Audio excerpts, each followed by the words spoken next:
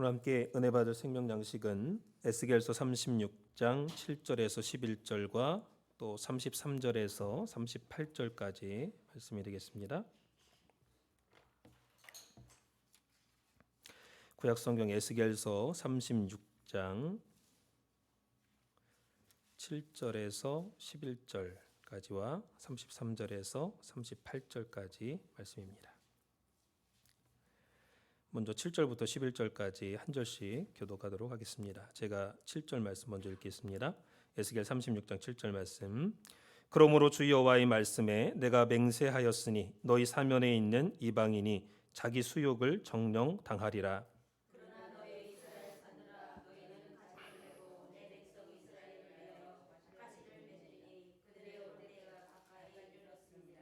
내가 돌이켜 너희와 함께하리니 사람이 너희를 갈고 심을 것이며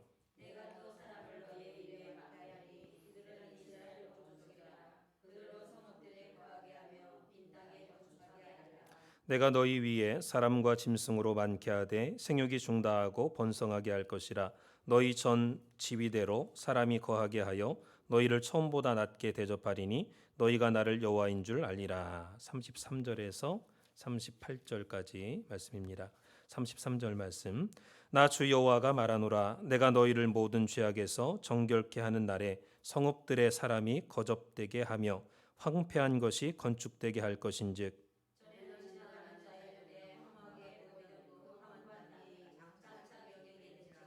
사람이 이르기를 이 땅이 황무하더니 이제는 에덴 동산같이 되었고 황량하고 적막하고 무너진 성읍들의 성벽과 거민이 있다 하리니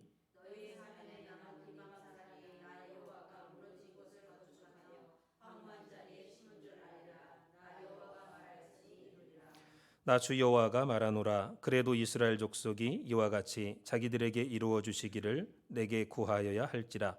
내가 그들의 인수로 양떼같이 많아지게 하되 양떼같이 황폐한 성읍에 사람의 떼로 채우리라. 그리한즉 그들이 나를 여호와인 줄 알리라 하셨느니라. 이는 하나님의 말씀이니라. 자, 오늘 함께 은혜 받을 말씀의 제목은 에스겔서의 구속경륜, 에스겔서의 구속경륜 8번째 시간이죠. 회복의 장소, 지난주와 똑같은 회복의 장소라는 제목이지만 두 번째 시간이 되겠습니다.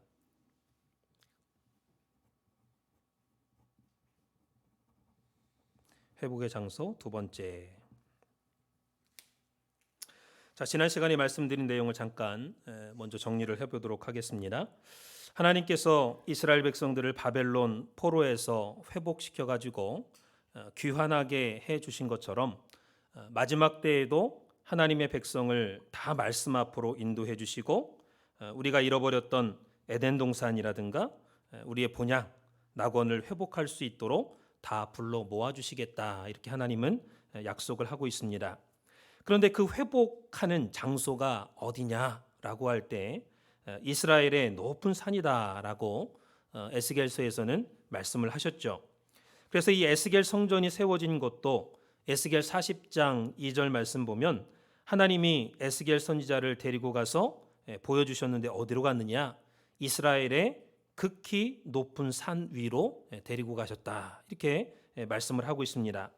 또 요한계시록 21장 10절을 보면은 새 예루살렘이 세워진 곳도 크고 높은 산이다, 이렇게 말씀하고 있죠. 그래서 지난주에 이스라엘의 높은 산은 이스라엘 땅의 대표다 그랬습니다. 그리고 피난처의 상징이다. 그리고 마지막 말씀 잔치를 베푸실 곳이다. 결국 이곳은 교회를 상징한다 그랬습니다. 이스라엘의 높은 산은 결국 교회를 상징한다. 그래서 에스겔서에서는 산이 더럽혀져서 이스라엘이 포로로 끌려갔다라고 말씀을 하고 있습니다. 다시 말하면 이스라엘의 산은 교회를 상징한다고 했잖아요. 그래서 교회가 타락했기 때문에 이스라엘이 끌려간 거라는 거예요. 그래서 이스라엘이 반대로 회복하려면 먼저 교회를 회복시켜야만이 전체 이스라엘 땅도 회복이 될 수 있다라는 것입니다. 그래서 그 이스라엘 전체 땅의 대표가 교회라는 거예요. 그래서 이스라엘의 대표가 교회이고 이 사회의 양심이 바로 교회입니다. 그래서 마지막 때는 최고 높은 산에서 하나님께서 말씀을 선포하시고 말씀 잔치를 배설하시겠다. 이렇게 이사야 25장 또 이사야 2장 2절 3절에서는 말씀을 하고 있죠. 그래서 그곳에서 마지막 성전을 세우시겠다. 지극히 높은 산 위에다가. 그래서 그 산은 어떤 산이냐면 영적으로 봤을 때 최고의 말씀이 선포되는 교회를 상징하고 있다라는 거죠. 그래서 그 교회가 마지막 때 모든 땅의 대표가 되고 또 영적인 피난처가 되고 마지막 말씀 잔치가 열릴 장소가 된다라는 것을 지난 시간에 말씀을 드렸습니다. 자, 그렇다면은 이제 오늘은 그렇다면 크게 첫 번째로 어떤 사람이 이 이스라엘의 높은 산에 올라갈 수 있느냐 하는 것을 알아보면서 은혜를 나누도록 하겠습니다. 어떤 사람이 이스라엘 높은 산에 올라갈 수 있느냐?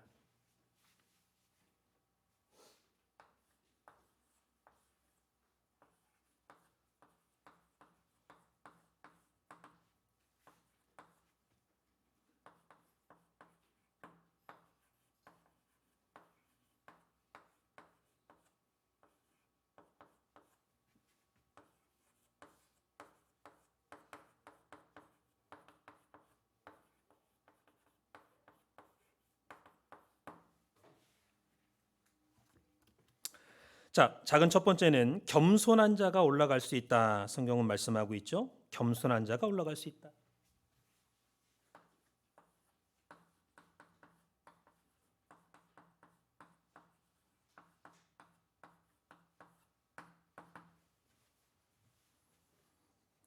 그래서 베드로전서 5장 6절이나 빌립보서 2장 6절에서 11절 말씀 볼 때 이 성경의 원리는요, 낮아질수록 높아지는 게 성경의 원리입니다.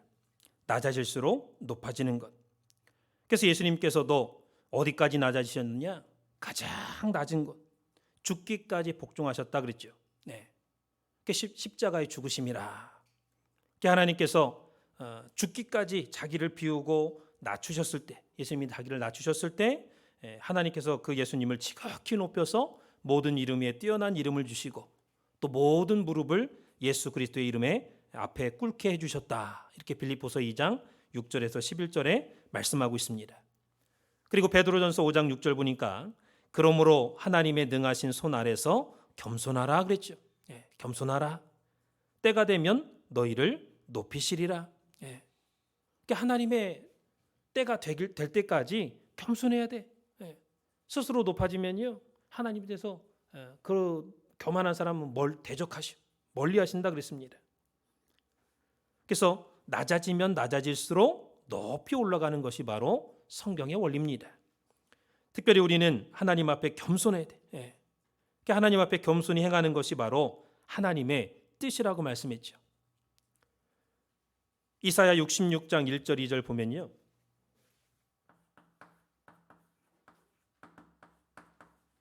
이사야 66장 1절 2절 말씀 보면 하늘은 내 보자고 땅은 내 발등상이다.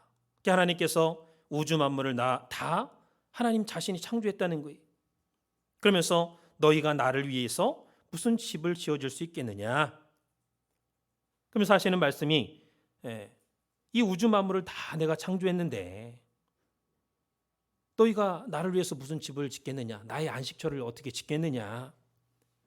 그러면서 마음이 가난하고 심령에 통회하며 나의 말을 인하여 떠는 자를 내가 권고하리라. 이렇게 말씀하고 있습니다. 근데 이 말씀을 읽어보면요, 앞뒤가 좀 안 맞는 것 같죠?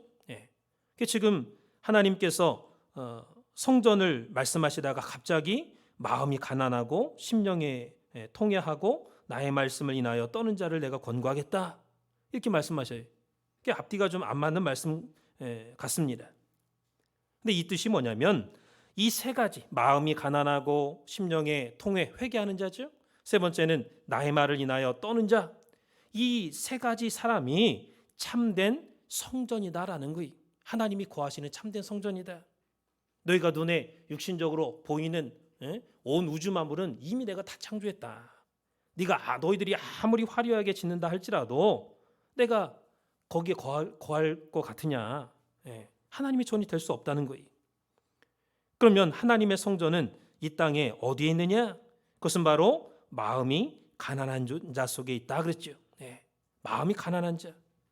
자, 이 마음이 가난하다라는 말은 히브리 원어 볼 때 겸손하다 그 뜻입니다.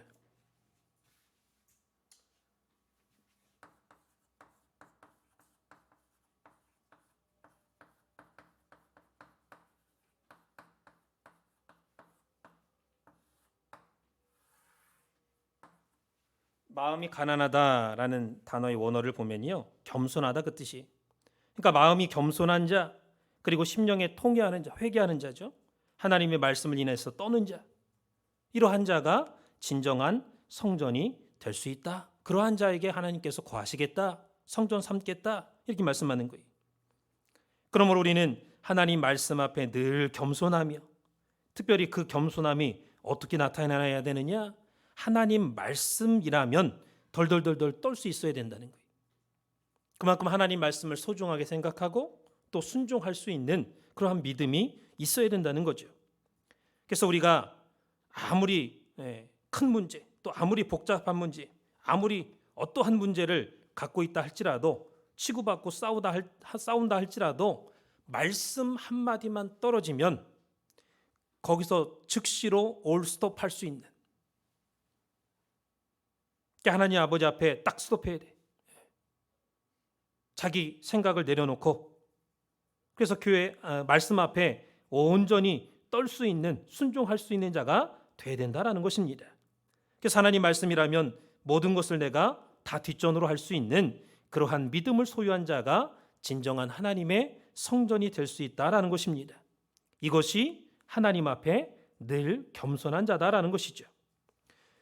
두 번째는 정직한 자가 하나님의 성산에 오를 수 있습니다.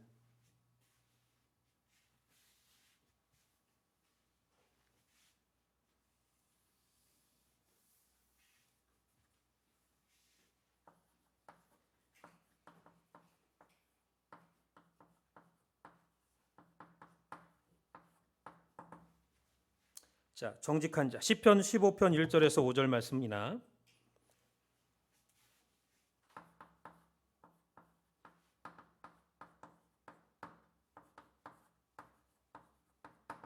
시편 25편 말씀을 보면은 24편이네요.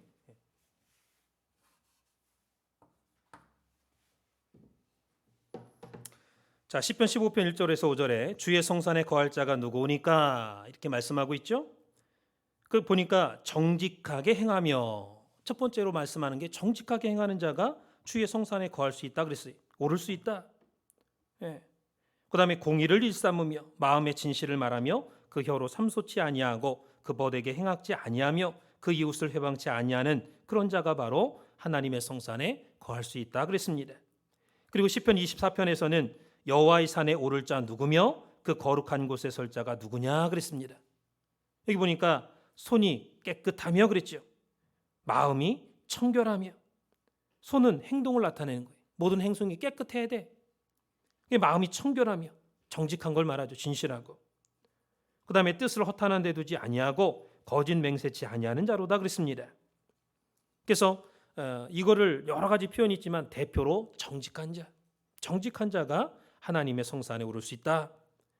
작은 세 번째는 진리를 쫓는 자입니다. 다시 말해서 빛을 사랑하는 자죠. 진리를 쫓는 자.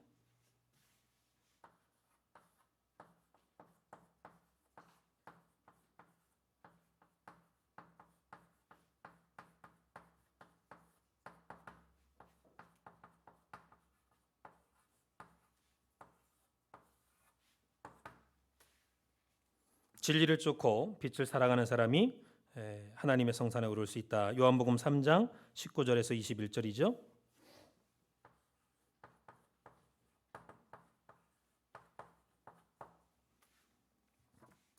자, 요한복음 3장 19절에서 21절 말씀 제가 대표로 읽겠습니다. 그 정죄는 이것이니 곧 빛이 세상에 왔으되 사람들이 자기 행위가 악함으로 빛보다 어둠을 더 사랑한 것이니라. 악을 행하는 자마다 빛을 미워하여 빛으로 오지 아니하나니 이는 그 행위가 드러날까 하며 진리를 쫓는 자는 빛으로 오나니 이는 그 행위가 하나님 안에서 행한 것임을 나타내려 함이니라 하시니라. 예. 그래서 진리를 쫓는 자는 빛으로 온다 그랬습니다. 여기 빛은 이 땅에 오신 예수님을 말씀하는 거예요. 그래서 빛으로 예수님이 이 땅에 왔는데 사람들이 자기 행위가 악하니까 그 행위가 드러날까 봐 숨기기 위해서 어떻게 했다고 했어요? 빛을 미워했다 그랬습니다. 그래서 빛보다 어둠을 더 사랑한 거죠. 그래서 빛 앞으로 가지 아니했다 그랬어요. 그렇지만은 진리를 쫓는 자는 빛 앞으로 온다 그랬습니다. 이게 왜 중요하냐면 시편 43편 3절 말씀 한번 보세요. 시편 43편 3절.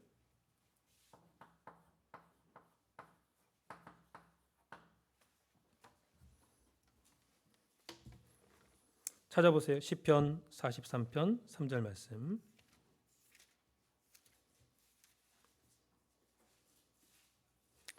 시작.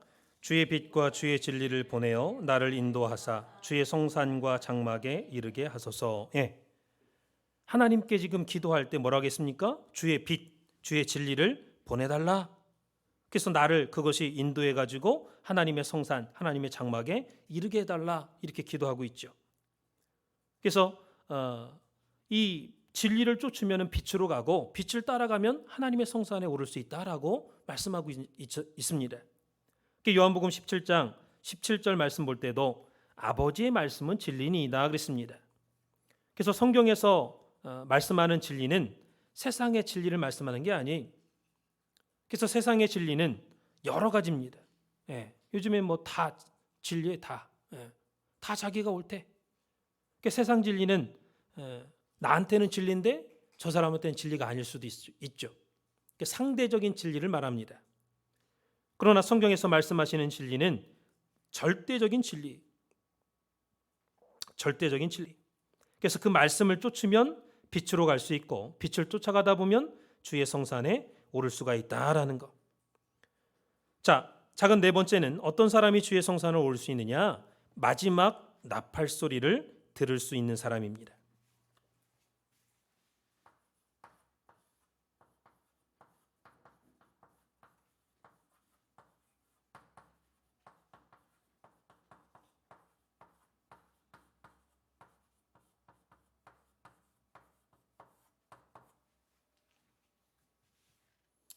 이사야 27장 12절 13절 말씀을 한번 찾아서 읽겠습니다. 이사야 27장 12절 13절.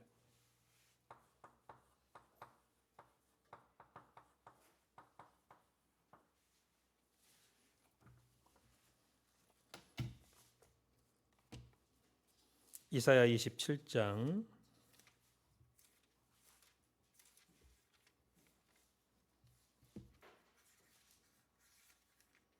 12절 13절 말씀. 시작. 너희 이스라엘 자손들아, 그날의 여호와께서 창이라는 하수에서부터 애굽 시내까지 과실을 떠는 것 같이 너희를 일일이 모으시리라. 그날에 큰 나팔을 울려 불리니 아스루 땅에서 파멸케 된 자와 애굽 땅에서 쫓겨난 자가 돌아와서 예루살렘 성산에서 여호와께 경배하리라. 예. 여기 보니까 그날에 하나님께서 일일이 모으시겠다 그랬습니다. 어떻게 모으느냐? 과실을 떠는 것 같이 곡식을 타작한다는 뜻이죠. 예. 그러니까 추수할 때 타작하잖아요. 곡식을 타작해가지고 다 흩어지게 그냥 내버려 두는 게 아니라 다 주워 모아. 다 줍는 것처럼 흩어져 있는 택한 백성들을 한 사람 한 사람 일일이 모으시겠다라는 거죠. 그 다음에 13절에 그날에 큰 나팔을 울려 불리니 그랬습니다. 아수르 땅에서 파멸된 자와 애굽 땅으로 쫓겨난 자가 돌아와서 예루살렘 성산에서 하나님께 경배하리라 그랬죠. 그래서 그 타작해가지고 곡식 하나하나 줍는 것처럼 택한 백성을 하나하나 일일이 모으시는데 어떻게 모으시느냐? 큰 나팔을 불어서 그 소리를 듣고 오는 사람을 하나님께서 예루살렘 성산으로 모으시겠다 그랬어요. 이것이 바로 마지막 나팔 소리죠. 예. 이 마지막 나팔 소리에 대해서는 성경의 여러 곳에서 말씀을 하고 있습니다. 대표적인 것이 마태복음 24장 30절 31절이죠.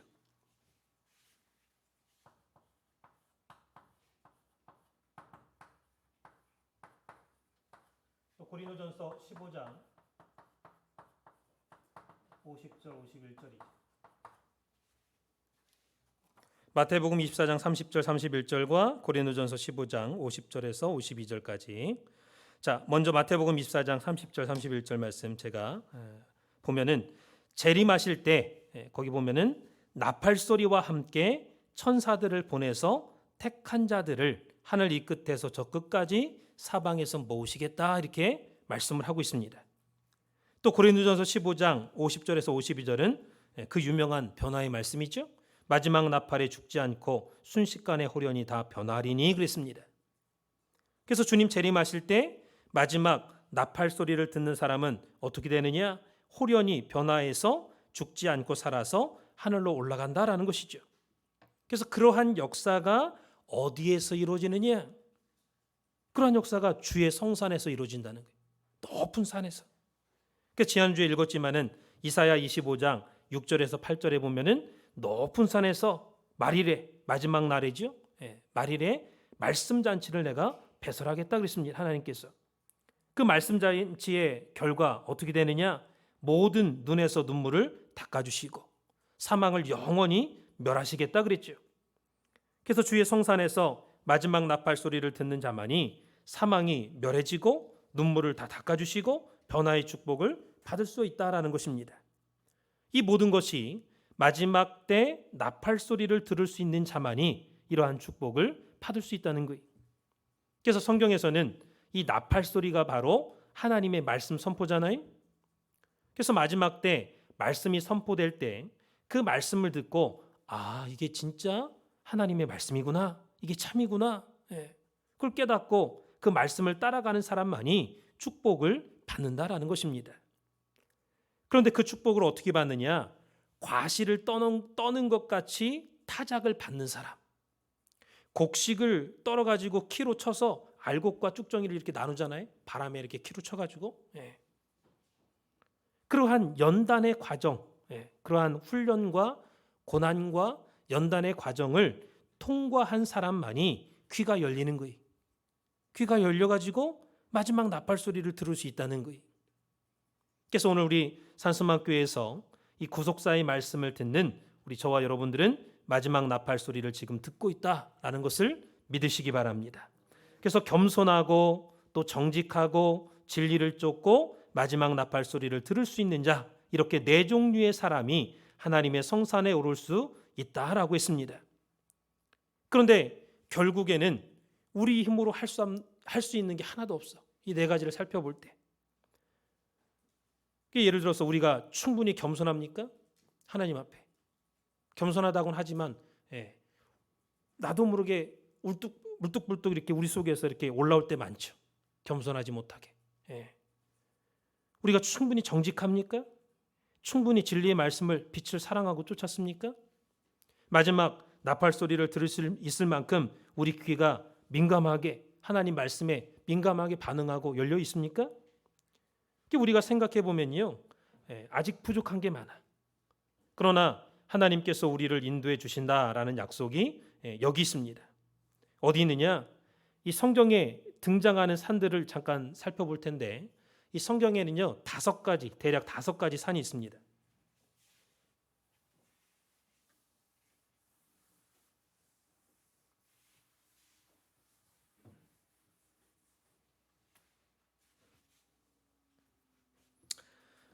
자, 성경에서 등장하는 산들 다섯 가지.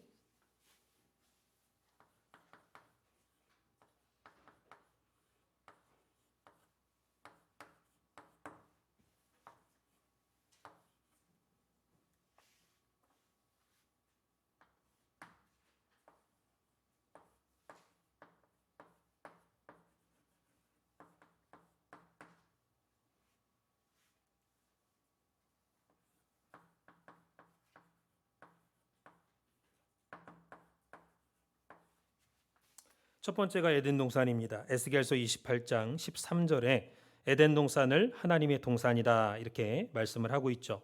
두 번째는 아라랏산이 되겠습니다. 아라랏산. 창세기 8장 4절이죠.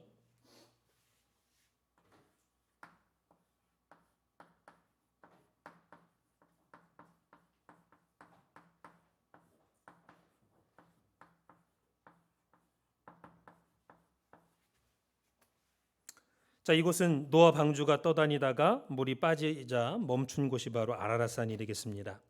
세 번째는 모리아 한산입니다. 창세기 22장 2절에서 14절까지죠.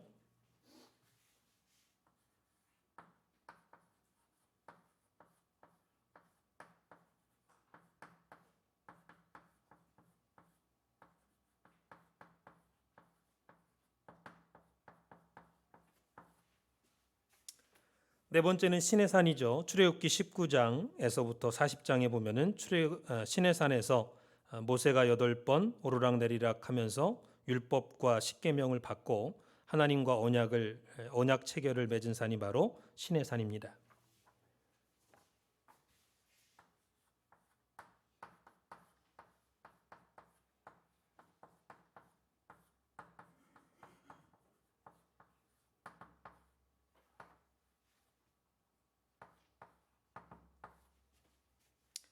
마지막 다섯 번째는 시온산이 되겠습니다. 요한계시록 14장 1절 2절 보면은 14만 4천이 어린 양과 함께 시온산에 서 있다 그랬습니다. 시온산.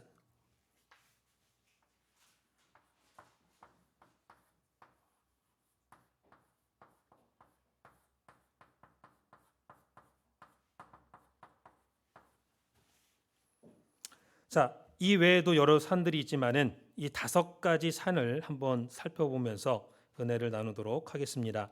우선 이 산들은요, 하나님께서 임재하신 산이다라는 공통점을 갖고 있습니다. 하나님께서 임재하신 산이다.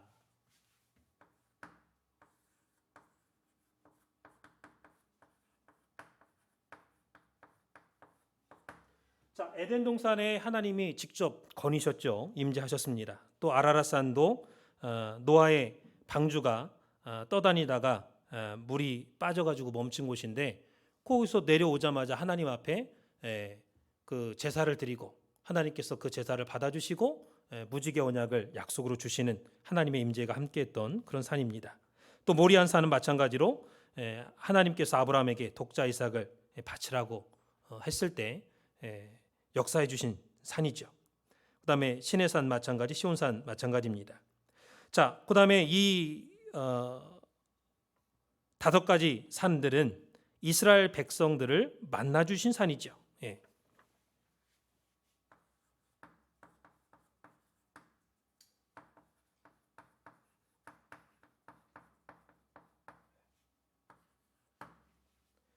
이스라엘 백성들을 만나 주신 산이고 또한 하나님의 성전이 세워진 산.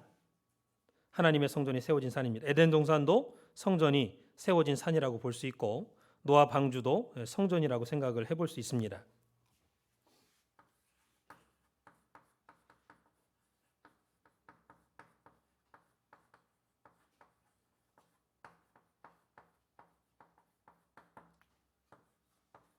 가장 중요한 것은 마지막 때 우리가 올라가야 할 그 높은 산, 그 산의 그림자 역할을 하는 산들이죠.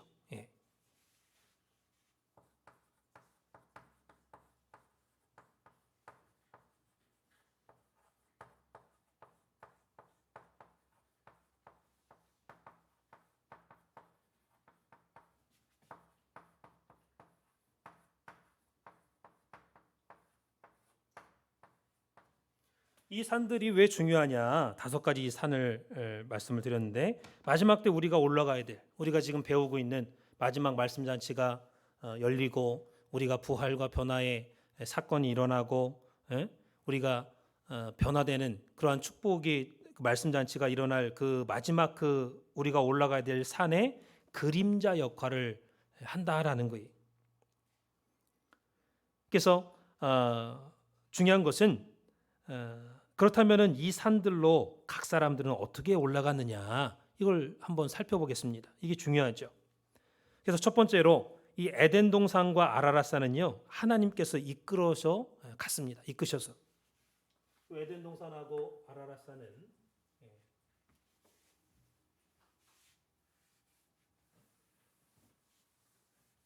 하나님께서 이끄셨어요.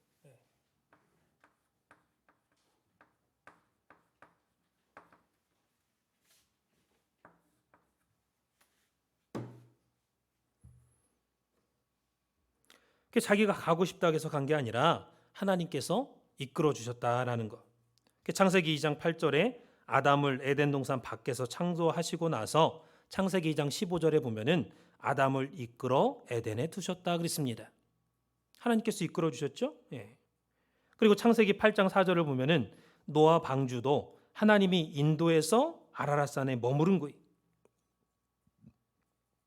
그 어떻게 할 수 있느냐? 이 노아 방주에는요 키가 없습니다. 배를 운전하는 키가 없어. 예. 이 키가 없다는 것은 노아가 조종할 수가 없고 그냥 하나님께서 인도해 주시는 대로 가도록 설계가 되어 있다라는 거예요. 그래서 7월 17일에 방주가 아라랏산에 머물렀다 그랬죠? 예. 그래서 여기 창세기 2장 15절에 하나님이 아담을 에덴 동산에 두사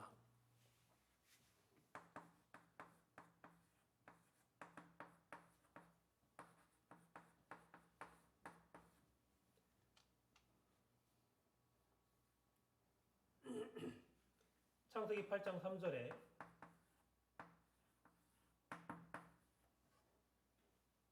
노아 방주가 아라랏산에 머물렀다 했습니다.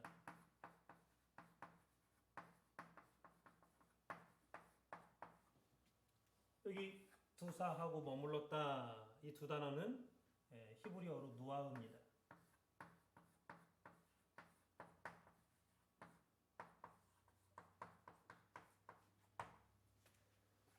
자, 창세기 2장 15절과 창세기 8장 3절에 보면은 아담을 에덴 동산에 두사하고 노아 방주가 아라랏산에 머물렀다라고 나오는데 두사 그다음에 머물렀다 이 두 단어가 히브리어로 누아흐인데 뜻은 안식했다 그런 뜻이 안식했다. 그래서 이것은 하나님께서 우리를 인도해서 어느 장소에 두시면 그곳이 바로 우리의 안식처가 된다라는 것입니다. 그래서 오늘 저와 여러분에게는 우리 산소망교회가 안식의 장소인 줄 믿습니다. 하나님께서 오늘 우리를 우리 산소망교회로 인도해 준 거지 우리 마음대로 우리가 우리 교회에 온 게 아니다라는 거예요. 그래서 이곳은 이 두 곳은 자기 마음대로 간 게 아니라 하나님께서 그곳에다가 데려다 놓으신 거죠. 예. 그래서 에스겔 40장 2절 말씀 볼 때 에스겔 선지자도 에스겔 성전이 있는 산 꼭대기에 자기 마음대로 간 게 아니에요. 하나님의 성령이 에스겔을 이끄셔가지고 그곳에 데려다 놓고 다 보여주신 거죠. 그래서 우리 힘으로 갈 수 있는 산이 아니다라는 것입니다. 자, 크게 두 번째로 그렇다면은 이 아브라함은 모리아 한 산에 어떻게 갔고 또 마지막 때 시온 산은 어떻게 가는지 살펴보도록 하겠습니다.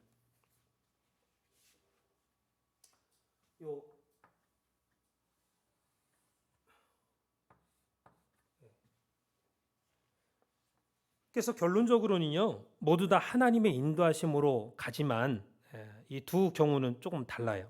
그래서 먼저 모리아 한 산입니다. 요 시내산하고 시온산은요 연결돼 있어요. 따로따로 떨어져서 살펴볼 필요가 없어. 그래서 먼저 모리아 한 산.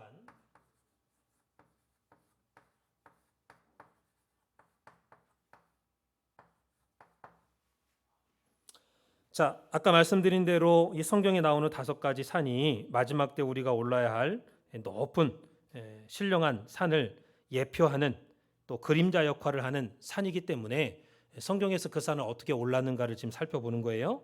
자, 크게 두 번째, 첫 번째 모리아 한 산입니다. 자, 모리아 한 산 창세기 22장 1절에서 4절 보면은 하나님께서 아브라함을 시험하시려고 이삭을 모리아 한 산에 가서 번제로 바치라 이렇게 말씀하셨죠. 그래서 창세기 22장 4절 보니까요 3일 길을 걸어가서 모리아의 한 산에 도착했다 그랬습니다. 여기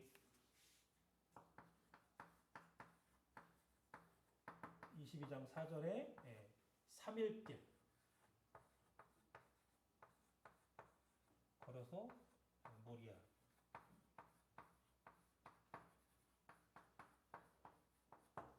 모리아 한 산에 도착했다.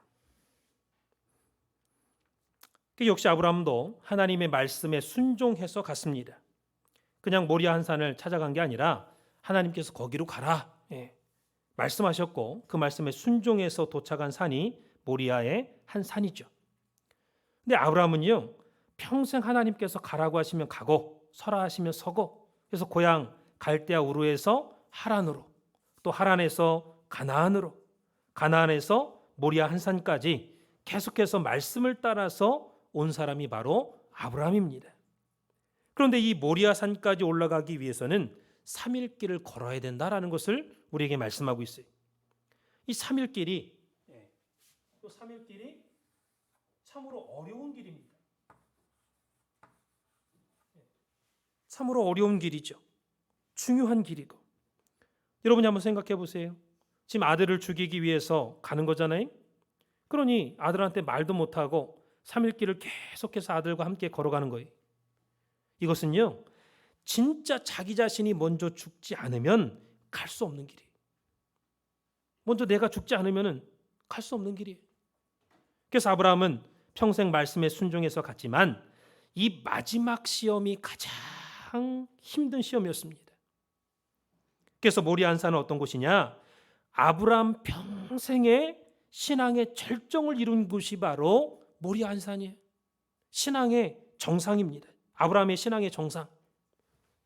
이 모리아 한 산이 아브라함의 신앙의 정상이야. 네.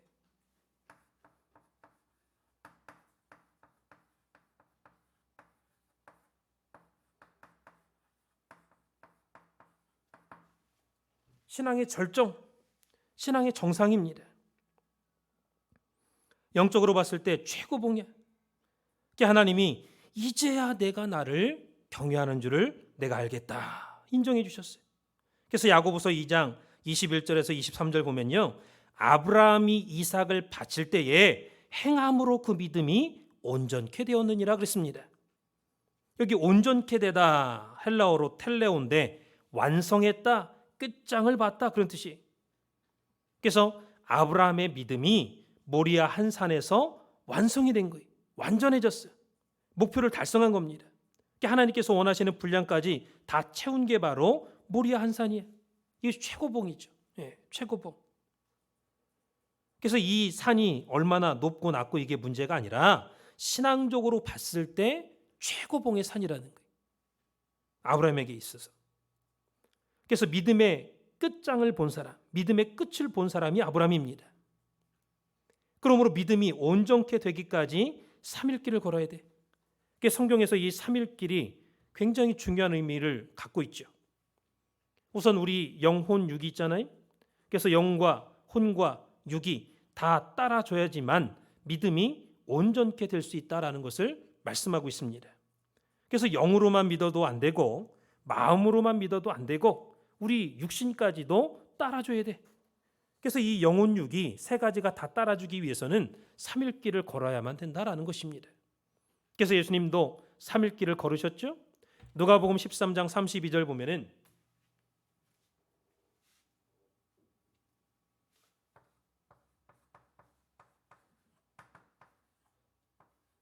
31절에서 33절까지인데 누가복음 13장 32절에 특별히 보면은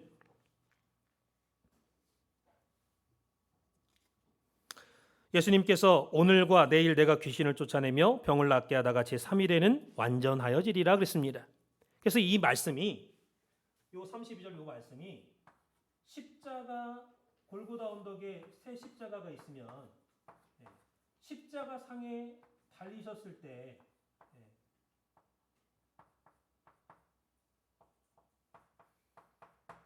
이 새 십자가가 있으면은 예수님이 십자가 상에 달리셨을 때 우편 강도에게 또 좌편 강도에게 왔다 갔다.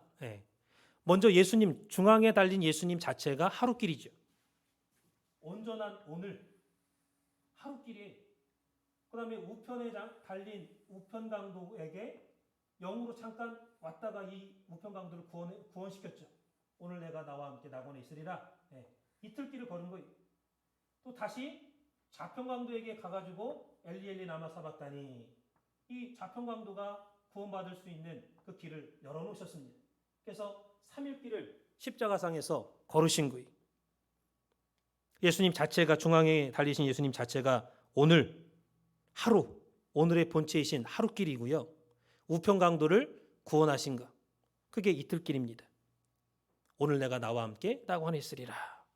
그리고 좌편 강도에게 엘리 라마 사박다니, 그 좌편 강도의 밑바닥까지 내려가서 지옥의 고통을 맛보시고 좌편 강도가 대신 기도해야 될 그 기도를 대신 기도하시는 내용이 네 번째 엘리 라마 사박다니 그 말씀이잖아요. 그 예수님이 누가복음 13장에서 말씀하신 그 3일길을 십자가상에서 3일길을 걸으신 거예요. 3일 만에 완전해지겠다 하신 말씀을 이루셨죠. 그래서 자기 자신을 완전히 내려놓고 진짜 목숨을 내놓고 완전히 순종하고자 하는 그런 믿음을 보여주셨죠. 그래서 아브라함이 왜 우리의 신앙의 조상이냐? 이 아브라함은요, 살아생전에 그 믿음의 최종 목표를 달성한 사람입니다. 살아서. 그렇기 때문에 아브라함이 신앙의 조상이 될 수가 있는 거예요. 그 다음에 이 두 번째 시내산은 출애굽기 19장을 보면은 이스라엘 백성들이 시내 광야에 도착해서 11번째 진쳤을 때 하나님께서 모세에게 이 시내산에 올라와라 이렇게 말씀하셔갖고 올라가니까 야, 이스라엘 백성들과 언약을 좀 맺어야겠다. 너 내려가서 3일 동안 하나님 나를 만나기 위해서 3일 동안 성결케 하라고 해라. 빨래도 하고 여자와 연인과 동침하지 말고 죄 짓지 말고 3일 동안 성결케 하라고 했습니다. 또 시내산 여기도 이제 3일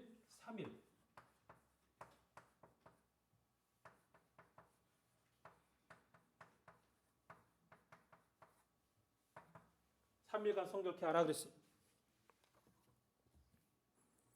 출애굽기 19장 15절에서 17절에 3일 동안 성결케 한 후에 하나님께서 만나 주시겠다.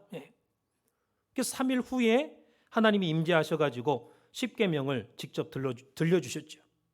그것도 곧바로 3일 후에 만난 게 아니라 아직 준비 덜 됐다. 다시 3일 아주 철저하게 성결시킨 다음에 만나 주신 거예요. 출애굽기 24장 8절에서 11절 말씀 보면은 어린 양을 잡아서 피를 뿌려가지고 언약식을 체결합니다. 이제 정식으로 이스라엘 백성들이 하나님의 백성이 된 거예요. 애굽에서 430년 동안 이방인처럼 하나님 앞에 예배도 못 드리고 이방인처럼 똑같이 생활하다가 이제는 하나님의 친자녀가 됐다, 백성이 됐다라고 하는 언약 체결식을 가진 거예요. 그리고 나서 이스라엘 70장로가 산 꼭대기까지 하나님이 불러가지고 올라갑니다. 그 올라가가지고 하나님을 대면하여서 보면서 식사했죠. 그 말씀이 출애굽기 24장 9절에서 11절까지 있습니다.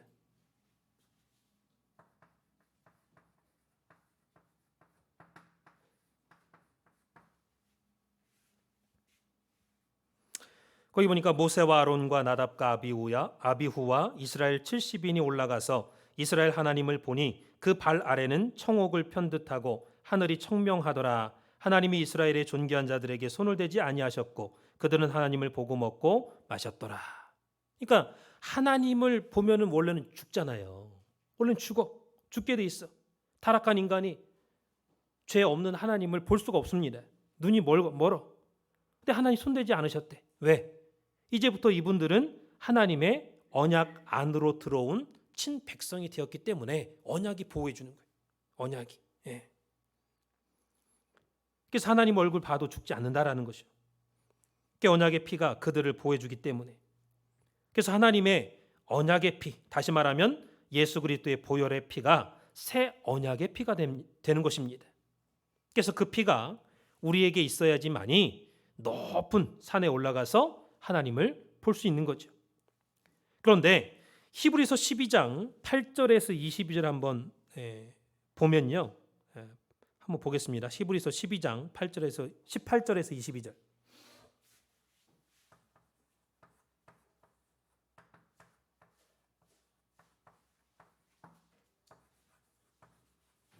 참 굉장히 중요한 말씀입니다. 히브리서 12장 18절에서 22절.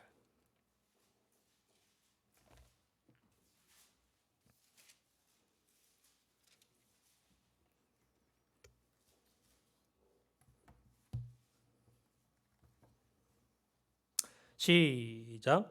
너희의 이룬 곳은 만질 만한 불 붙는 산과 흑운과 흑암과 폭풍과 나팔 소리와 말하는 소리가 아니라 그 소리를 듣는 자들은 더 말씀하지 아니하시기를 구하였으니 이는 짐승이라도 산에 이르거든 돌로 침을 당하리라 하신 명을 저희가 견디지 못함이라. 그 보이는 바 이렇듯 무섭기로 모세도 이르되 내가 심히 두렵고 떨린다 하였으나 그러나 너희가 이른 곳은 시온산과 살아계신 하나님의 도성인 하늘의 예루살렘과 천만 천사와 22절까지. 여기 보니까 이제는 예수를 믿는 저와 여러분은 손으로 만질 수 있는 그러한 신의 산에 온 게 아니다라고 말씀하고 있죠. 22절에 보면은 너희가 이른 곳은 시온산이다 그랬습니다. 더 이상 신의 산이 아니라 이제는 시온산이다. 너희가 이른 곳은. 그리고 이 시온산도 이 땅의 시온산이 아니다라는 거예요. 왜냐하면 22절에 이것은 하늘의 예루살렘이다 그랬습니다. 이 땅에 있는 예루살렘이 아니라 시온산에, 이 땅에 이스라엘 그 시온산 위에 있는 예루살렘이 아니라 하늘의 예루살렘이래. 하늘의 예루살렘. 그래서 저와 여러분은 하늘의 예루살렘, 하늘의 시온산에 올라가야 돼. 그래서 히브리서 12장 전체를 1절부터 쫙 보시면요, 21절까지가 우리가 시온산에 어떻게 하면 올라갈 수 있는지를 설명하고 있는 내용입니다. 그 내용을 세 가지로 요약을 해드리고 말씀을 정리하겠습니다.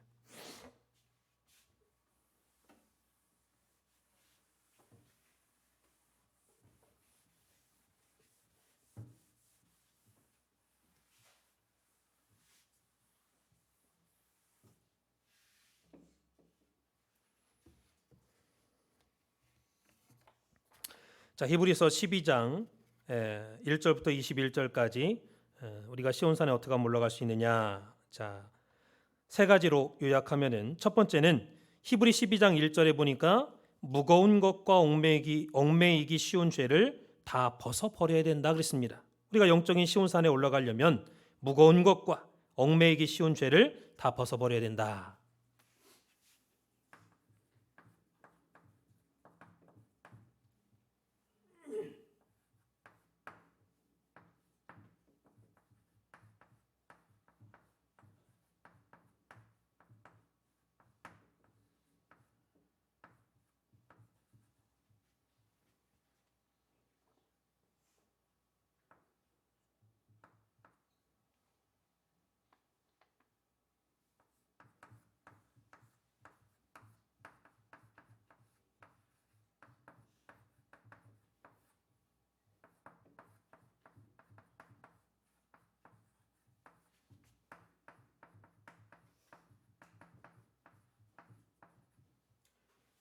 그래야 시온산에 올라갈 수 있다는 거예요. 영적인 시온산에.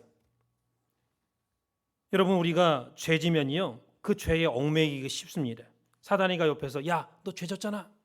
너 죄인이잖아. 다시 죄짓도록 얽어매. 죄로. 자꾸. 너 의인 아니잖아. 너 하나님의 자녀가 너 죄졌잖아. 그래서 이러한 얽매이기 쉬운, 무거운 거, 얽매이기 쉬운 거, 죄 다 벗어버리라 그랬습니다. 벗어버려야 회개함으로. 간단하게 말씀드리면요, 높은 산에 올라갈 때 짐 바리바리 싸가지고 많이 싸가지고 올라가는 사람 봤어요? 이민 가방 막 2개 가지고. 그런 사람 없잖아요. 가볍게, 최대한 가볍게. 그 산에, 육신적인 산에 올라갈 때도 세상 것들과 얽매이기 쉬운 죄악들을, 과거의 무거운 죄들을 다 벗어놓고 내려놓고 가는 사람이 올라갈 수 있다는 거예요. 영적인 시온산도. 두 번째는 히브리 12장 2절 보니까 인내로 오직 주 예수 그리스도만 바라보며 경주해야 된다 그랬습니다.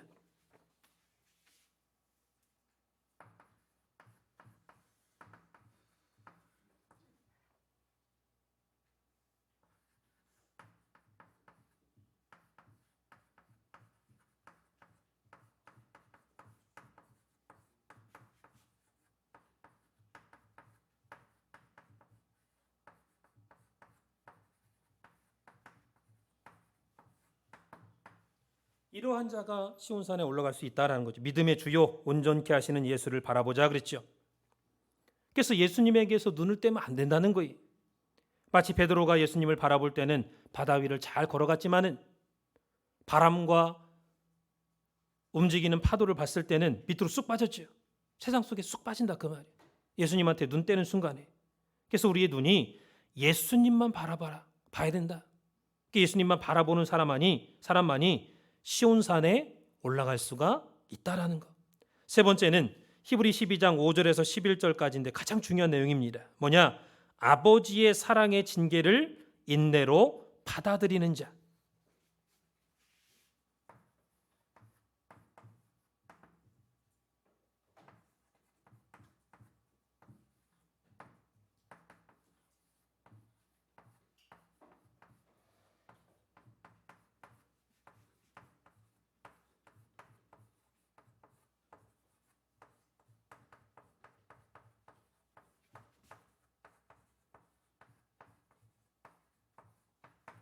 이러한 자가 시온산에 올라갈 수 있다라는 것. 아버지의 사랑을 인내로 받아들여야만이 시온산에 올라갈 수 있다. 자, 히브리 12장 6절을 보면요, 너희를 사랑하기 때문에 징계하는 것이다 그랬습니다. 12장 6절에 너희를 징계하는 것은 사랑하니까 징계하는 거다. 사랑하지 않으면 징계하지 않는다 그랬어요.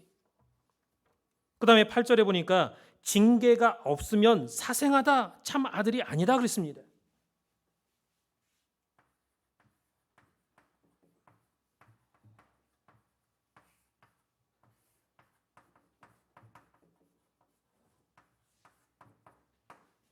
징계가 없으면 사생아래. 그러니까 징계가 있다는 것은 우리를 사랑해 주시고 우리를 하나님의 산으로 올라갈 수 있도록 이끌어 준다는 뜻이. 그래서 이제부터는 우리에게 연단이 있고 환란이 있으면요, 저 지금 환란 받고 있습니다, 그렇게 말하지 마시고 저 지금 하나님의 성산에 올라가고 있는 중입니다, 이렇게 말씀하세요. 지금 얼마나 힘든지 몰라요, 이러지 마시고 하나님의 성산에 지금 올라가고 있습니다, 이렇게 얘기하세요. 그러니까 이 모든 환난과 연단이 산에 올라가는 과정. 육신적으로는 힘든 일을 겪고 있지만은 영적으로는 높은 시온산에 올라가는 과정입니다. 그래서 이러한 환난과 연단을 통과했을 때 하나님의 거룩하심에 참여케 되고 의의 평강의 열매를 맺을 수 있다라는 거예요. 그래서 이러한 과정을 다 통과하면은 히브리 12장 22절에 보니까 지금 너희가 이른 곳은 시온산이다 그랬어요. 히브리 12장 22절에 시온산이래, 시온산. 하늘의 시온산. 사랑하는 성도 여러분, 오늘 우리에게 진동치 않는 높은 곳에 세워진 하나님 나라에 임하는 축복을 주셨다라는 것을 믿으시기 바랍니다. 그 증거가 뭐냐면요, 우리가 이 말씀 앞에 왔다는 게 증거예요. 그래서 지금 우리가 산을 올라가고 있는 중입니다. 산을 올라가고 있는 과정이 이 높은 시온산에. 이게 문제는 뭐냐? 정상 꼭대기에 올라갈 때까지 인내해야 돼. 참아야 돼. 근데 중간에 포기하는 사람이 많아. 힘들다고. 핑계대고. 너무 힘듭니다. 못 올라가겠습니다. 못 올라가겠다고 자포자기하면 어쩔 수 없어. 떨어져 나가는 거예요. 죽더라도 올라가고, 배고파도 올라가고, 죽더라도 올라가세. 그 찬송의 가사처럼 끝까지 올라가야 돼. 힘들어도. 지금 이미 우리는 올라가고 있어요. 그래서 말씀만 순종하고 감사하는 마음만 있으면, 경건함과 두려움으로 하나님을 섬기고 계속 따라가기만 하면 되는 거예요. 믿으면 돼. 이것이 히브리서 12장 25절에서 29절의 내용입니다.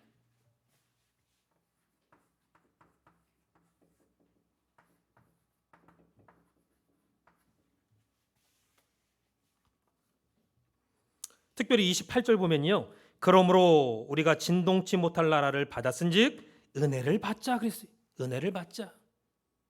진동치 않은 하나님 나라를 받았은즉 은혜를 받자는 거예요. 사랑, 힘이죠. 이로 말미암아 경건함과 두려움으로 하나님을 기쁘게 섬길지니 우리 하나님은 소멸하는 불이심이라. 이 말씀을 세 표준 번역에서는 이렇게 말씀하고 있죠. 그러므로 우리는 흔들리지 않는 나라를 받았으니 감사를 드립시다. 그리하여 경건함과 두려움으로 하나님이 기뻐하시도록 그를 섬깁시다. 그래서 하나님께서는 우리들을 이미 산에 오르는 길로 인도해 주셨고 우리는 지금도 계속해서 그 산에 오르고 있는 중입니다. 그러므로 이제는 감사한 마음으로 말씀의 경건함과 두려운 마음으로 순종하고 하나님만 섬기고 따라가면은 반드시 다 최고봉의 정상에 오른다라는 것을 믿으시기 바랍니다. 결론적으로 성경의 최고봉에 오르는 정상에 오르는 사람이 두 종류의 사람이 있습니다.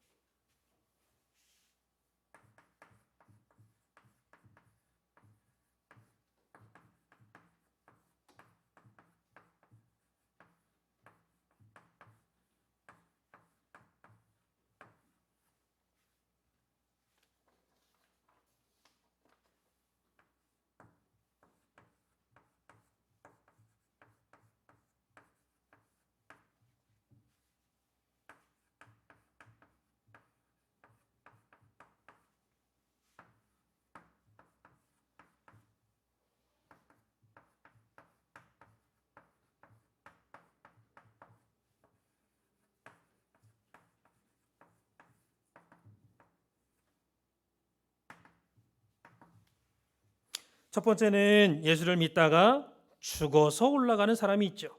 두 번째는 예수를 잘 믿다가 살아생전에 올라가는 사람이 있습니다. 여러분 잘 생각해 보세요. 둘 다 하나님의 은혜로만 갈 수 있습니다. 내 힘으로는 갈 수 없어. 죽어서 올라가든 살아서 올라가든. 그렇다면은 우리가 살아 있을 때 살아생전에 최고봉에 도달하는 것이 좋지 않겠어요? 그래서 우리가 맨날 변화 얘기하잖아요. 주님이 재림하실 때 죽지 않고 변화돼서 나는 하늘나라로 올라가겠습니다. 이게 우리 소원이죠. 근데 이거보다 더 중요한 게 뭐냐면요. 이 최고봉의 정상에 살아서 올라가는 게 더 중요한 거예요. 변화받는 것보다. 왜 그러냐? 우리 생전에 주님이 재림하실지 안 하실지는 몰라. 변화를 받으려면요. 내 생전에 내가 살아서 변화받으려면은 내 생전에 재림하신 주님이 오셔야 돼.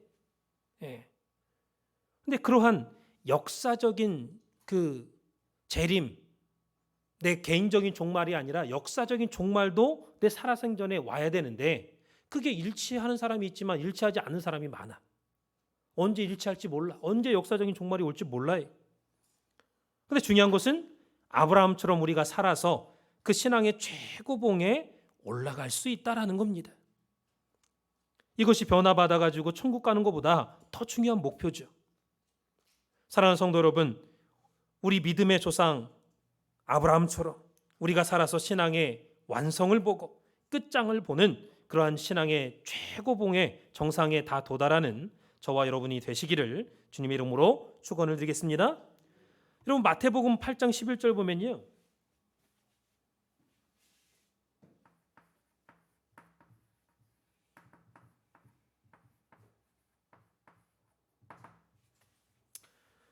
거기 보니까 동서로부터 많은 사람이 이르러 아브라함과 이삭과 야곱과 함께 천국에 앉으려니와 그랬죠. 또 누가복음 16장 22절 보니까 부자와 거지 나사로의 비유가 나오죠. 거기 보니까 22절에 이에 거지가 죽어 천사들에게 받들려 천국에 들어갔고 이렇게 표현하지 않았습니다. 어떻게 표현했느냐? 아브라함의 품에 들어갔고 이랬습니다. 이렇게 천국을 아브라함의 품으로 표현하고 있어요. 이 마태복음 8장 11절과 누가복음 16장 22절 두 말씀은요. 예수님이 하신 말씀이에요. 둘 다. 예수님이 직접 하신 말씀입니다. 그러면 나의 품에 들어갔고 이렇게 말씀할 수도 있잖아요. 예수님이. 근데 아브라함의 품에 들어갔고 그랬습니다. 이것은 아브라함은 믿음의 조상일 뿐만 아니라 천국의 예표다. 천국인지 아닌지 거기가 천국인지 아닌지 어떻게 알 수 있느냐? 아브라함이 거기 있는지 없는지 보면 안다는 거예요. 원래는 하나님이 거기 계신지 안 계신지 봐야 알죠. 천국은 하나님이 계신 곳이니까. 근데 예수님은 거꾸로 아브라함이 있는 아브라함의 품에 들어간 것처럼 비유로 말씀하고 있어요. 그만큼 아브라함이 중요하다라는 거예요. 그러므로 저와 여러분들도 감사하는 마음으로 하나님께서 인도하시는 대로 순종해서 따르기만 하면 신앙의 최고봉에 여러분 생애에 도달할 수 있다라는 것을 믿으시기 바랍니다. 왜냐하면 우리는 이미 그 길에 들어섰기 때문이에요. 그 길에 들어서기까지가 얼마나 힘든지 몰라요. 그러니까 말씀 받기까지, 우리가 해외 와서 우리 많고 많은 교회가 있지만 산수만교회 오기까지 얼마나 힘든지 몰라요. 그러나 이제는 끝까지 인내하고 따르기만 하면 한번 들어섰기 때문에 내가 포기하지 않고 이탈하지 않고 순종해서 끝까지 인내해서 가기만 하면 반드시 목적지 신앙의 최고봉에 도달한다라는 것을 믿으시고 늘 기쁨과 기도와 감사로 최고봉에 다 올라가시는 저와 여러분들 되시기를 다시 한번 주님의 이름으로 축원을 드리겠습니다. 기도 올리겠습니다. 살아계신 아버지 하나님 감사합니다. 오늘 우리에게 말씀을 통해서 다시 한번 깨우쳐 주시고 깨닫게 해주시고 하나님의 성산 그 높은 시온산 새 예루살렘에서 마지막 말씀의 잔치를 베푸시고 부활과 변화의 역사를 통하여 하나님의 나라에 입성하는 놀라운 축복을 허락해 주셨다 하겠습니다. 우리가 이 땅에 살아가면서 이 신앙의 끝자락에 반드시 시온산에 올라갈 수 있는 그 과정과 길에 들어섰다는 것, 우리를 불러주셨다는 것, 이곳에 오기까지 하나님의 말씀을 받기까지 수많은 환난과 어려움이 있었지만은 하나님께서 택정하시고 불러주시고 또한 우리를 이끌어 주셔서 인도해 주셔서 이곳까지 왔습니다. 이제 남은 것은 하나님 말씀에 순종하여서 마지막 아브라함처럼 믿음의 끝장을 보는 신앙을 허락하여 주시옵소서. 우리가 너무나도 믿음이 연약하고 부족하여서 도중에 포기할까 두렵사오니 우리에게 아버지 새 힘을 허락하여 주시고 말씀의 은혜를 허락하여 주시고 시간마다 부어주시는 은혜의 폭포수 말씀의 폭포수를 온전히 받아서 우리의 믿음으로 양식으로 삼을 수 있는 귀한 우리 산수막계 성도들 될 수 있도록 주장하여 주시옵소서. 끝까지 겸손하고 끝까지 순종해서 마침내 신앙의 최고봉에 온전히 도달하는 우리 모두가 될 수 있도록 주장하여 주시옵소서. 그렇게 될 줄 믿고 감사드리며 사랑 많으신 주님 받도록 간절히 감사 기드렸사옵나이다. 영광의 박수 드리겠습니다.